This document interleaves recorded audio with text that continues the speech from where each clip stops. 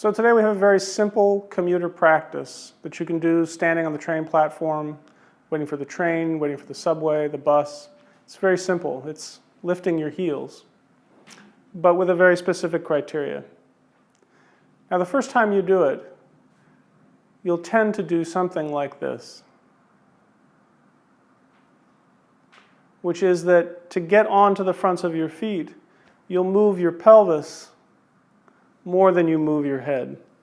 And this creates a kind of a sagging movement to come forward. And then you lift. But as you're standing and waiting for the train and you do this 8 or 9 or 10 more times, see if you can refine it in the following way. Each time you come forward, try to come forward a little less before you start to go up. See if each time you can get a little bit better at lengthening your spine so that you don't have to, each time you come forward, you don't have to sag and compress onto the fronts of your feet to lift, but instead you find a way to lengthen your entire body so that more and more you go directly up from the very beginning. Imagine your hair being pulled up a little bit by a string, that's fine.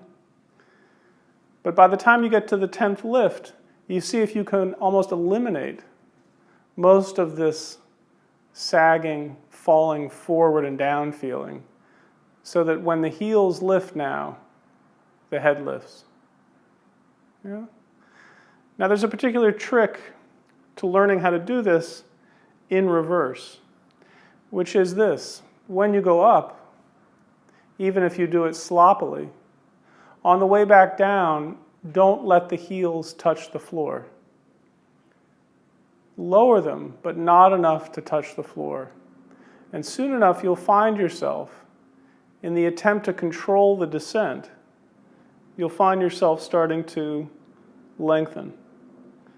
And then the moment of lifting again will start to be better and better connected up and through yourself.